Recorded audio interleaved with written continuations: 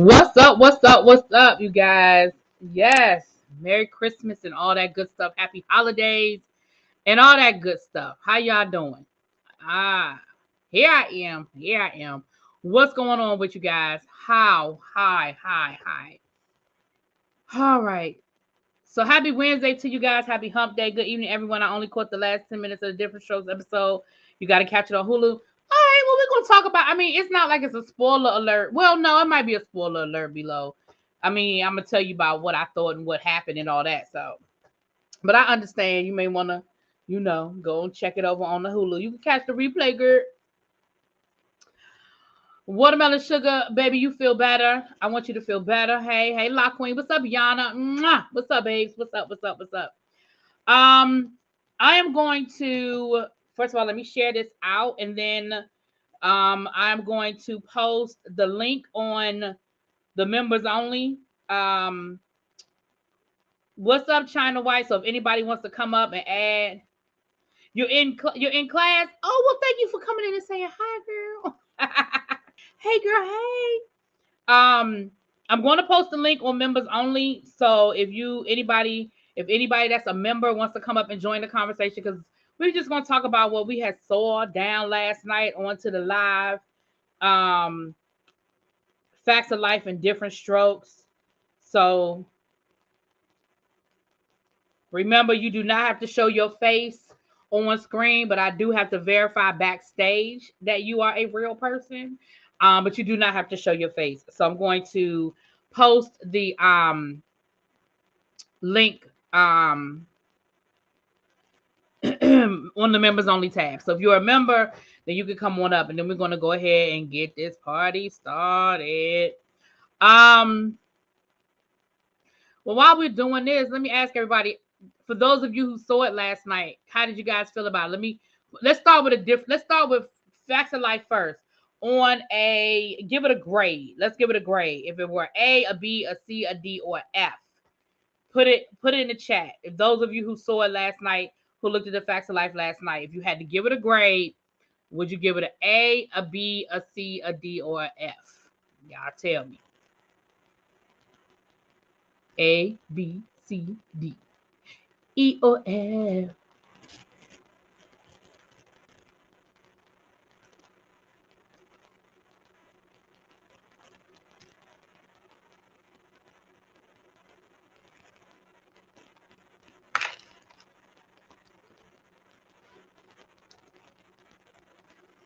Now, if you had to give a different strokes a grade, what would you give it? A, B, C, D, or F? Now, the grades might blend together, but that's okay. But A, B, C, D, or F?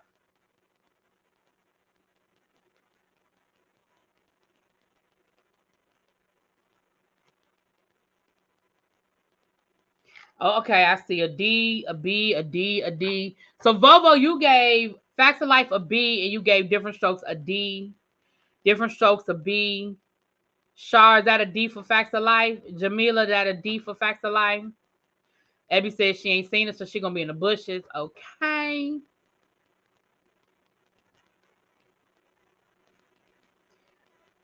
So I see B, I see D. I don't see any A's and I don't see any F's. So I guess that's a good thing that there are no F's. And, there's always room for improvement. Didn't watch Different Strokes. Can't stand Kevin Hart. Well, I understand. I understand what you're saying, girl.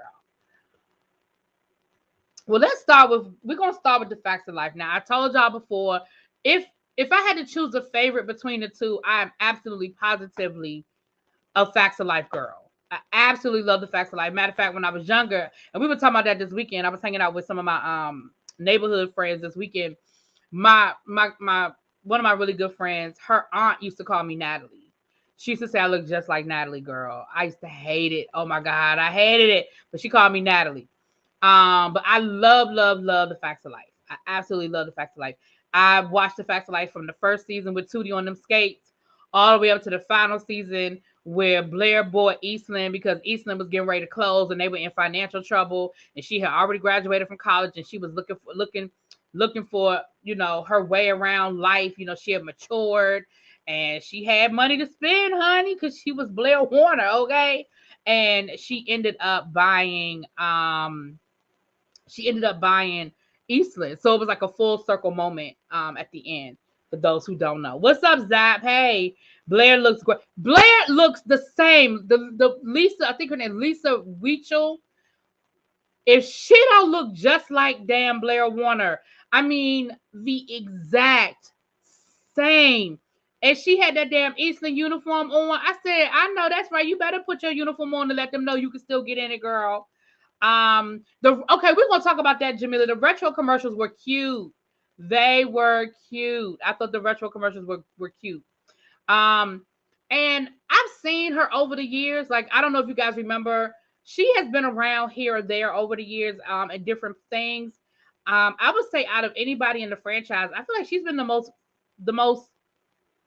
face we've seen the most out of everybody in the franchise.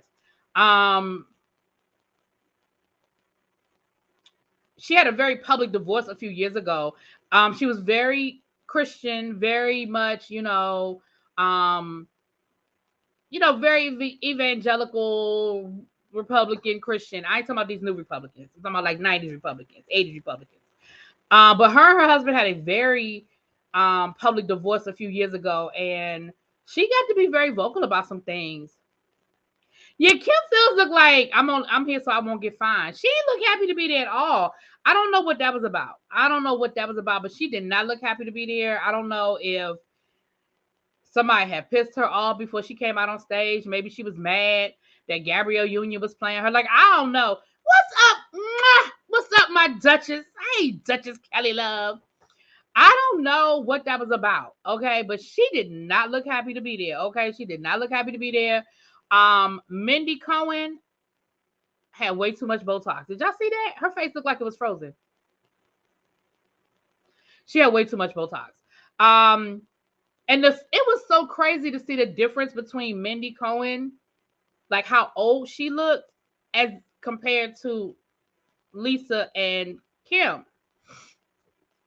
But I'm glad they were able to get them there. Now, Joe, right? Kim looked like, why am I here? I feel like she was like, I'm only here because they paid me. Like, she really did not look like she wanted to be there. I don't know what that was about. Maybe we'll get a story behind the scenes. We might get her saying something that went down. But she did get a plug in for her new movie. She did plug her new Christmas movie, which I actually have it in my DVR. I haven't watched it yet because y'all know how much I love my Christmas movies.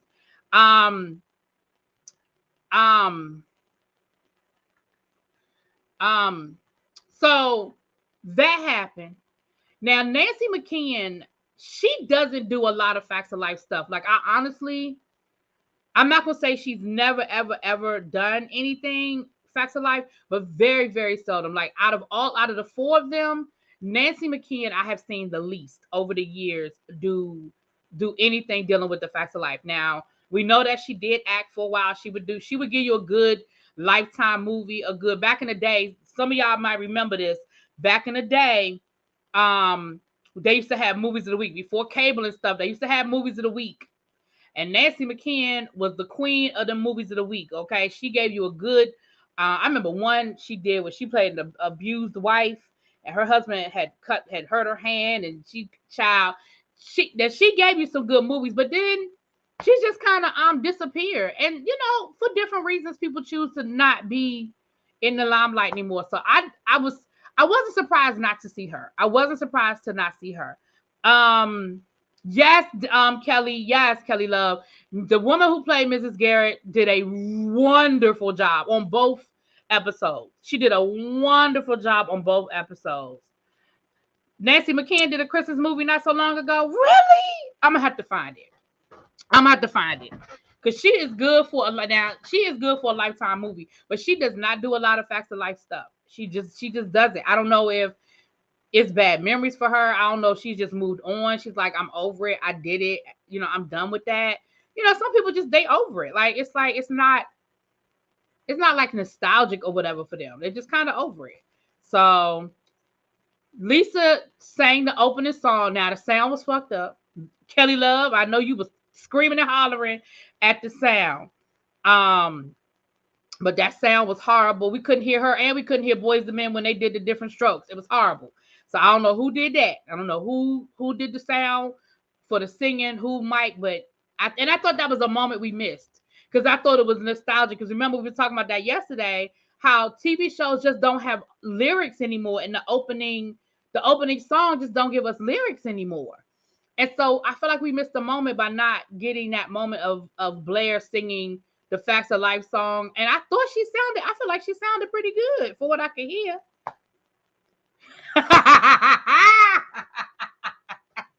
But you know what, Kelly Love, if they were to do a reboot of Facts of Life, you know they would have made Joe gay. If they were to do a reboot of the Facts of Life, Joe's character would be gay. Y'all know that.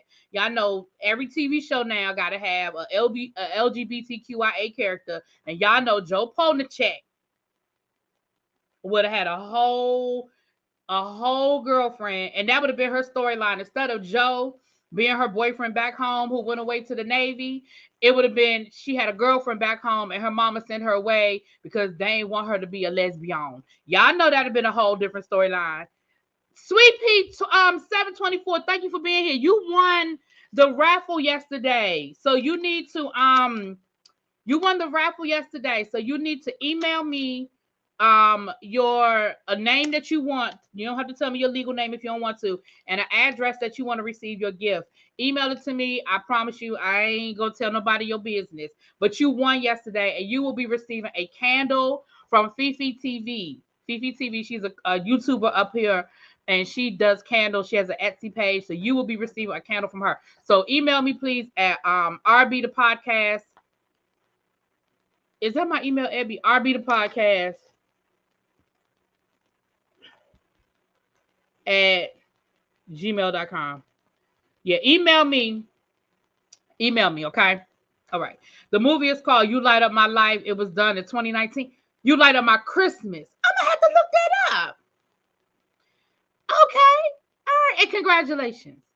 So Wayne who? Now, I didn't know who that first white boy was. The audience went up for him. Y'all gonna have to tell me who he was. I knew the second guy was Jason Bateman, and I knew the third guy was Jon Stewart. But I didn't know who that first guy was. So y'all gonna have to tell me who he was because I don't know him. That's why I always bring in intro to my lives. Oh, for real? Yeah, because I was gonna say El Teddy Lord. Yeah, Kelly Love will give you a good intro, honey, every time. Wasn't that Aunt Lydia from Handmaid's Tale? I don't watch Handmaid's Tale. Is that who that was? I don't watch a Handmaid's Tale. You got your gift today? Oh, thank you, Keep It Cute. I'm glad. Thank you for your support. So, hope you liked it. I hope you liked it. So, with that being said, that was the intro. We met Norman Lear. Listen, y'all, I did not know Norman Lear was 99 years old. And he was still cussing. Did y'all hear him drop that F-bomb at the beginning? Did I hear him drop that F-bomb at the beginning, child? But I mean, it's Norman Lear. What you gonna tell him? What you gonna say to Norman Lear? So let's get started. Who was Joe? Who was the person who played Joe, y'all? I'm just gonna go ahead and tell y'all true. I knew Jennifer Aniston, Gabrielle Union, and Dow. I didn't know the rest of them people. I didn't know the other two girls, and I know that's probably disrespectful, but he was moving pretty good to be 99 years old. They said that he fought in World War II. My God, I am impressed. So from the very beginning, I knew exactly which episode this was because I told y'all I'm a Facts of Life connoisseur. I have seen every episode 5,000 times. So I knew immediately when I saw the sign about the box lunch, I knew what episode this was, right? I knew what episode this was. I knew the whole storyline of this episode. Like I knew exactly what happened. I damn near knew the dialogue, okay? Yeah, he had that ponytail. When he got up and he turned around, I said, no, he don't have that damn ponytail, that blonde ponytail in his head. I ain't mad. What was blonde, gray, whatever, child. Yes, he did. I'm gonna say this, and I know I just got finished giving Gabrielle Union a hard time, but Gabrielle nailed Tootie. She nailed Tootie. Will Arnett. Okay, thank you, Vovo. She nailed Tootie. She had the braces. She had the socks all the way up. She had that mushroom hairdo that Kim used to rock back in the day. She even had them damn Docksiders on. She nailed Tootie. And Tootie, in those early years, Tootie really did not have a storyline. Like, it was really obvious last night how much of a storyline Tootie did not have.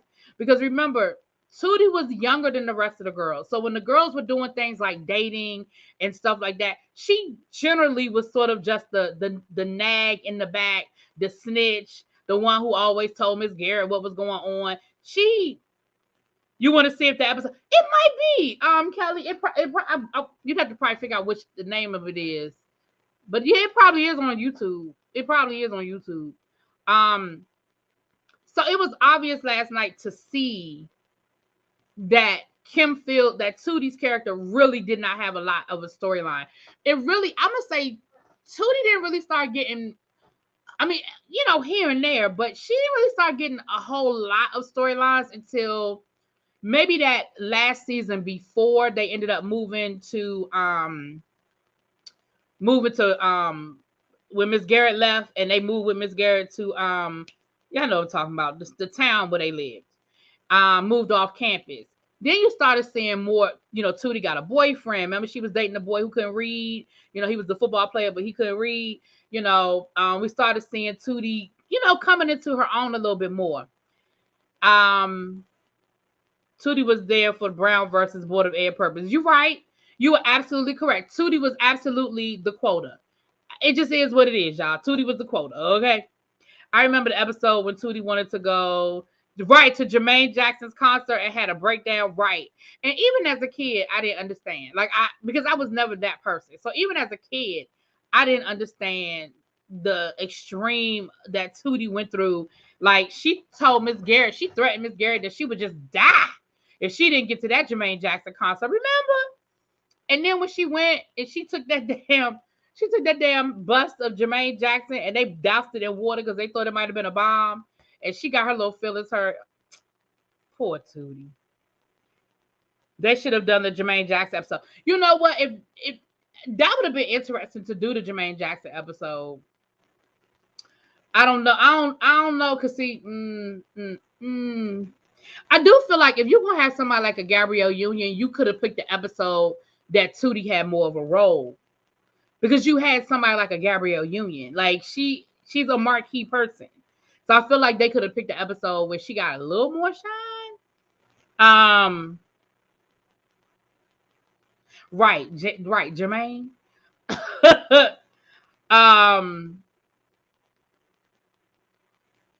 So yeah, so they had that, and then Jennifer Aniston, I thought did a good job.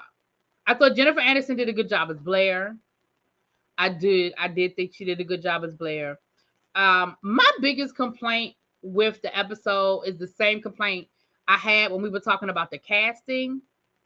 I don't understand why they had all these old people doing it. Like, Jon Stewart had a gray beard, for God's sake. I mean, y'all tell me if I'm being petty. Y'all tell me if I'm being petty, okay? But why would, sir, are you serious? Like, you had gray whiskers. You could have shaved the whiskers. You had gray whiskers. I just wasn't here for that. Jennifer Aniston, I mean, she did a good job as Blair, but it is clear. Like I said, the fact that Gabrielle Union and Kim Fields are probably within 5 years of each other in age. I feel probably the same thing with Jennifer Aniston and Lisa and Blair. They're probably within 5 to 6 years of each other in age. I didn't understand why they didn't go younger. Like, the girl who played who played Joe, she looked old as hell. I don't know. I feel like I didn't have a problem when they did the Jeffersons, when they did All in the Family, when they did Good Times, because those characters were supposed to be older. It wasn't a problem. But when you made a decision to do a live show with kids that are supposed to be in high school, I just feel like if you were going to make this a tribute and not turn it into a joke, because that's what we'll get to different shows, but that's what it ended up being for me. It ended up being like a joke. You turned it into like a slapstick. You You turned it into a parody rather than, in my opinion, rather than a tribute. I feel like you turned it into like a parody. It's kind of like when they did when they did the movie version of Chip, so they did the movie version of 21 Jump Street. It's like you made fun of everything instead of paying tribute to what it is. Now, I know some things are dated, stuff that things are going to be dated. I get that. And some things are going to be corny. That's fine too. We get it. It's going to be corny. But I don't know. To have Jon Stewart, to me, it was just a slap in my face to have Jon Stewart standing there with a damn gray beard on, and he's supposed to be a whole high school student. I was like, really? And again, no disrespect to Gabrielle Union, no disrespect to any, but I just felt like when we was Marseille Martin from Blackish, hell, the whole damn cast from Blackish, the little boy from Blackish, even though he done had himself a little growth spurt, but the little boy from Blackish could have played Arnold on A Different Strokes. Like, we have a whole slew of young Black actors and white actors too, because some of the characters were white too, that could have picked up some of these roles. And I just feel like you made a decision to do a show of high school kids. Because if y'all were going to do that, y'all could have done Maude. That's a Norman Lear show. You could have done Maude. You could have done Sanford and Son. And then you could have kept Damon Wayans and Snoop. Hell, Snoop could be Rollo. Don't Snoop look like Rollo? Snoop could be Rollo, child. Having the people that old play parts should have been where these characters now instead of a redo of an existing episode. That's true. It's probably because kids and younger actors and actresses don't know what the facts of life in different strokes is. But that's what being an actor and an actress is. You get the script, you do the script. And guess what? Like Kelly Love said, it's all on YouTube. Shit. All they got to do is show them the episode, say, listen, this is the episode we're going to do. Here it is. Here's what it looked like in 1983. Here's your script. Learn it. You know what I mean? That's what being an actor and an actress is. They just left Kimberly's character out altogether. Well, but you know what? In that particular episode, I don't think Dana Plato was in that episode. Because remember, Dana Plato was in and out the show for years because of the drug problem. Remember, she got pregnant in real life and they had to write her off the show, but she kept coming back and she had drug problems in real life. And so they kept sending her to, because listen, TV shows back in the day, they would send you to rehab because drugs were so prevalent. They would send you to rehab and keep your job, and you would just come back. The girl from One Day at a Time, the daughter from One Day at a Time, she said the show sent her to rehab like 3 times. And they kept letting her come back and keep her job. So back in like the 70s and the 80s, it was a big deal. I mean, it wasn't a big deal. You were a drug addict. They sent your ass to rehab. The studio paid for it, and you brought your ass back, and you went back to work. Now they make such a big, oh my gosh, he's getting high, child. They was handing out drugs on movie sets and TV shows. Okay. I really wasn't feeling the old people. 40-year-old age difference is too much, especially for Facts of Life. Hey, everybody coming in. I was hoping Janet Jackson would appear on Different Strokes. Now, that would have been cute if they had done one of the episodes where that Janet Jackson was on. I mean, hell, you had old-ass Damon Wayans. You might as well have old-ass Janet Jackson. I mean, just saying. If they do now, I'm gonna be honest. If they do Sanford and Son, I think it would be hilarious if they did Sanford and Son. Because again, Sanford and Son was slapstick. Sanford and Son was very, politically incorrect. Just like the Jeffersons was politically incorrect. Just like All in the Family was politically incorrect by today's standards. Remember, Archie Bunker would drop the N-bomb whenever he felt like it. Archie Bunker used every racial slur known to mankind. Because that's what his character was. People didn't get offended because it was an actor saying a word in character.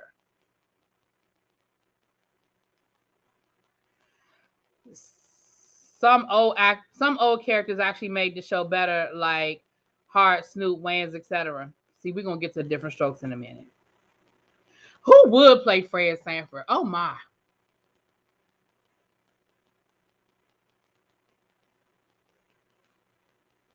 David Allen Greer. I don't know why he popped in my head. David Allen Greer popped in my head out of nowhere. David Allen Greer could have played. You know who could have played before he passed away? John Witherspoon. I think John Witherspoon would have been a good Fred Sanford before he passed away. See, we're on the same page, Christian. We're on the same page. So honestly, overall for me, the Facts of Life, the Facts of Life episode for me, I give it a strong C+. Because again, I was so distracted by Jon Stewart and that damn gray beard. But I think they did a decent job with the episode. You know, the girl playing Natalie did a good job. I think she had the mannerisms down pretty good of Mindy Cohen. And again, even though Gabrielle Union ain't had about 5 lines, she did a really, really good job with Kim Fields. And I thought Jennifer Aniston did a good job with Blair Child. David Allen Greer would be awesome. Mike Epps or Lawrence Fishburne. I think Lawrence Fishburne could play a good Grady. Lawrence Fishburne could be a good Grady, I think. Snoop could be Rollo. I couldn't see nobody else being Rollo but Snoop. I'm sure there are other people that could do it, but in my mind right now, I just see Snoop. I see Snoop being Rollo, especially after that badass wig he had on last night, child. That looked just like some Rollo shit. Aniston had no life or for me. She didn't. I can honestly say that she definitely did not have a lot of Blair's mannerisms down. I mean, Blair knew how to, like, even with that whole where she was saying the French, you know, she was calling the things out in French. It was a way that Blair did it. Like, she definitely didn't. I feel like the person who played Natalie had Natalie's mannerisms down. She had them down pat. Gabrielle Union did a great Tootie. I think the person who was doing Joe was trying too hard. I think she was trying way too hard to be this tomboy. I think she was trying too hard, way too hard. And Jennifer Aniston did okay. But again, I don't feel like she had the mannerisms down like Tootie and Natalie did. What's up, L Love? Oh Lord, Christian, we about to go down the rabbit hole with that one. So let's talk about different shows. So first of all, I'm gonna give a shout out to Boys to Men for singing the opening to A Different Strokes. I was here for it, even though you could not hear them because the sound was effed up. Okay, but I was definitely here for the fact that they made the attempt. Okay. The wig was from the Tyler Perry collection. Listen, I think the best wig on the stage was Tootie and Mrs. Garrett. I think both of their wigs were cute. Because listen, I had that hairdo, okay? I had that mushroom back in the day. I had that mushroom, y'all. I had that hairdo, okay? I had the Tootie hairdo. So here's my problem with A Different Strokes. I felt the exact same way about A Different Strokes that I felt about Facts of Life. Why is Kevin Hart in a full damn beard playing a 10-year-old kid? Now, let's be clear. Kevin Hart had the height. He had the height. And I thought, you know, it was cute seeing him come out there and doing the whole, you know, Super Arnold thing and climbing on the bunk bed. Because again, I remember this episode too. So I felt like he did a good job with that. But again, I have to say, why are we looking at a full beard on you, sir? I thought you were going to say you had Miss Garrett. No, not yet. Not yet. But I definitely had that mushroom. Child. Honestly, it cracked you up. Why was Wayne acting like a ham? Now, I will say this. Even though they all looked old as hell, Snoop, Damon Wayans, Kevin Hart, I thought they did a decent job. Like, once I got past Kevin Hart's ass and that damn beard, I thought he did a decent job. It was a decent episode that they chose because again, I remember that episode. I don't know if they purposefully chose an episode where Kimberly's character wasn't in it, or if that just was because I don't know what the process they used to choose the episodes. I don't know. I thought John Lithgow did a good job of playing the father. I love the fact that Todd Bridges came out and did the little monologue. I loved seeing Todd Bridges because y'all know he's the only one living from he's the only one still living from the show. Like, so I'm glad that he came and did it. I missed it. My TV changed over to OKOP. I don't even know what that is, Lady Libra. The beer made me laugh even harder. Swoosh, swoosh. Right. He did a good job. Snoop looked like an alien. I need to see more Damon on TV. Snoop looked horrible. Like, the weed is catching up to you, bro. Like, Snoop, his whole face looked dry. Did y'all see? I mean, is it me? His face looked dry. Yeah, Todd definitely looked like he's still sober. He looked good. Oh, our kind of people. Oh, child, I couldn't do the acronyms. He did. He looked like he's sober. He definitely looks like he's still living a sober life. And I'm happy to see that because we know that Todd Bridges has had a struggle. We know that for probably about 15 years, it was just Todd Bridges. And we know he got a couple of movie roles here and there, but somebody told me that on my last, when we were talking about this last week, somebody told me that he's a drug counselor now in LA. So I'm happy to see it. I'm happy to see it. Why didn't we get an early Different Strokes episode with Tootie in it? Let me tell you how something. I forgot Tootie was on a Different Strokes. I forgot all about that until they said it last night. I forgot. I was like, hell, I need to go back and go look at some episodes with Tootie. Shit, I forgot all about. I knew Janet Jackson, but I forgot that Tootie was on a Different Strokes.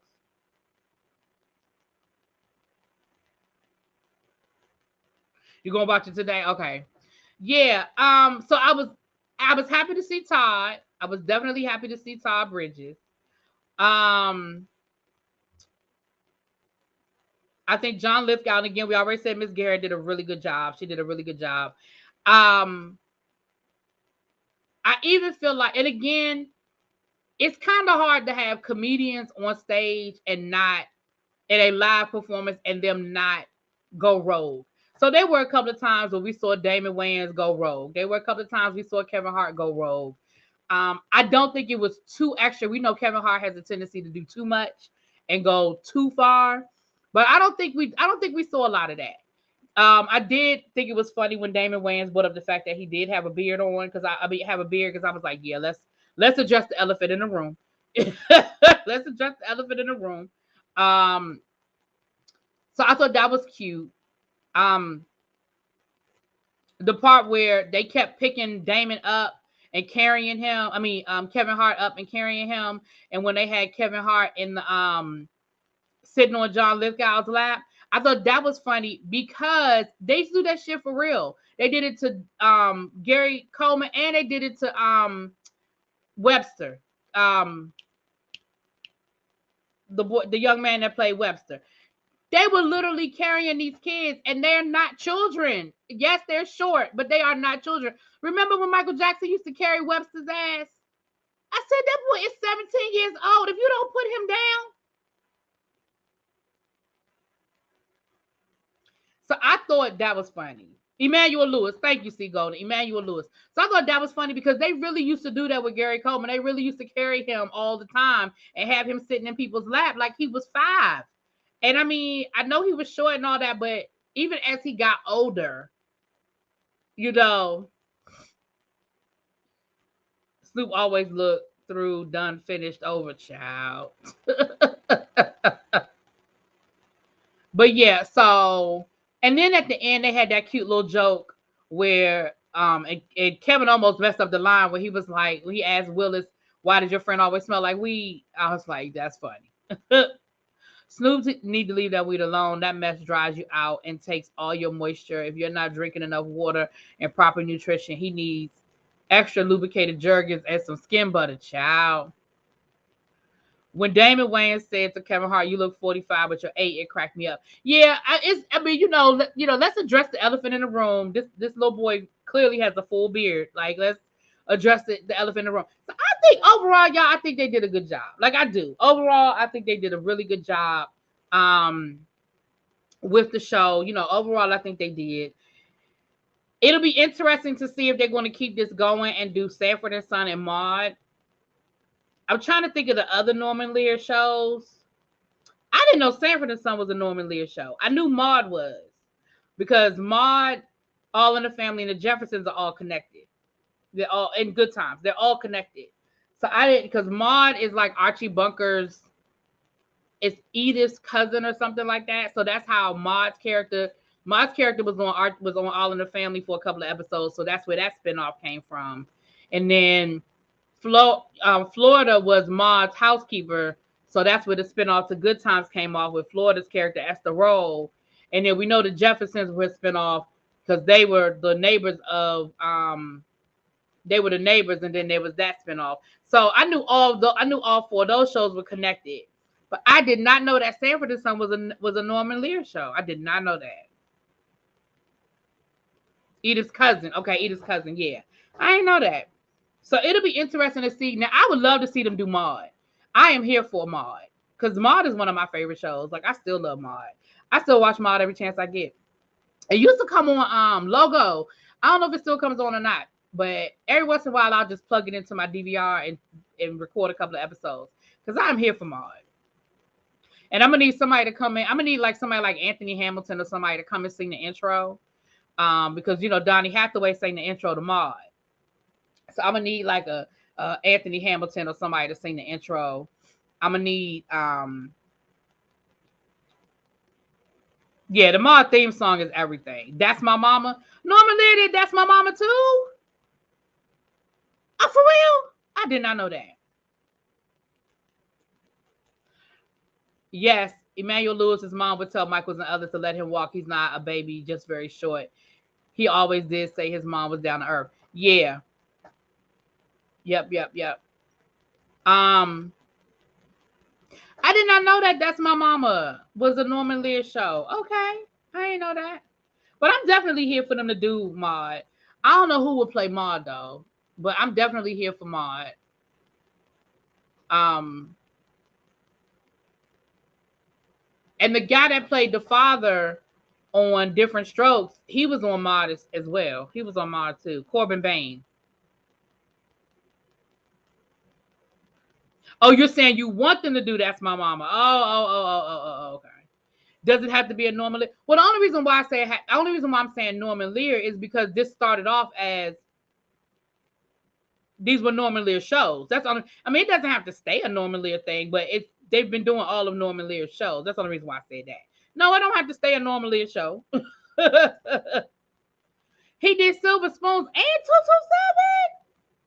227. One Day at a Time. Get out of here. There was a story about the actress from That's My Mama. I think she found her adopted daughter. Oh, wow. I saw that, Lauren, and I'm trying to go. Maxwell, Anthony Hamilton, and Joe are going on tour. And yes, I already sent that information to my girlfriends up here, and we have already been talking about getting tickets. Yes, ma'am. Yeah, Norman Lear is like the Aaron Spelling. Like, Norman Lear is to sitcoms what Aaron Spelling is to nighttime drama. Like, his resume is crazy. Yeah, no, we don't have to stick to Norman Lear shows. I'm just saying that's where this started. This started with Jimmy Kimmel deciding to do this and in conjunction with Norman Lear as a dedication to him.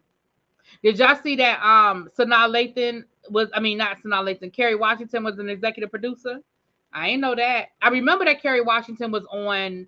Wasn't Kerry Washington in the Jeffersons one?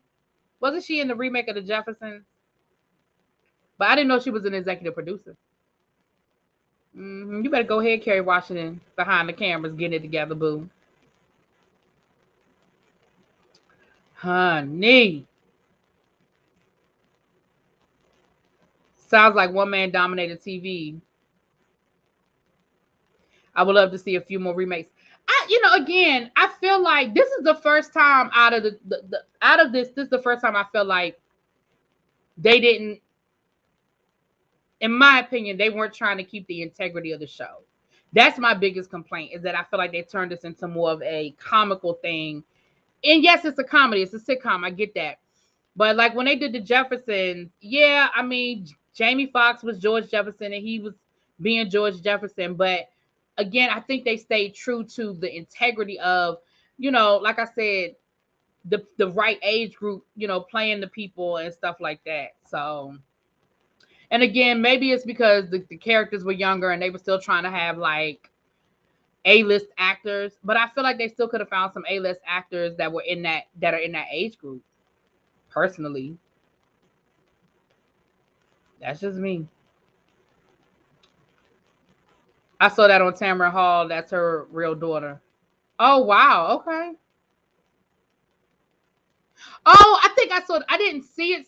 I saw the preview for that where it said that she grew up watching her mother on TV and didn't know it was her mom. Oh, I gotta go back and look at that clip now. That came up on my feed on my YouTube feed.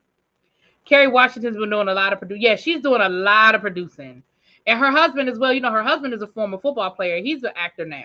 And he's been doing producing. Remember they did that movie that came out last summer? It was like a love story. It was her husband and it took place in like the 1960s. It was a couple in the 1960s. He was a jazz player. I reviewed it. We talked about it on here. That's her husband in real life, and they produced it. They produced that movie.